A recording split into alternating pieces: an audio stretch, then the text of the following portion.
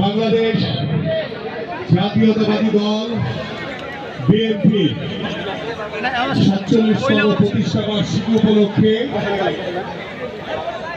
ঢাকা মহানগর উত্তর এবং দক্ষিণ বিএনপি কর্তৃক আয়োজিত জিয়া প্রীতি ফুটবল ম্যাচে আমাদের মাঝে প্রধান অতিথি হিসেবে উপস্থিত রয়েছেন যিনি বাংলাদেশের রাজনীতিতে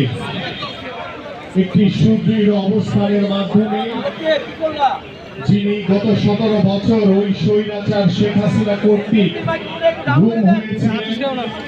তাকে নির্যাতনের মাধ্যমে তার উপরে যে অত্যাচার করা হয়েছিল,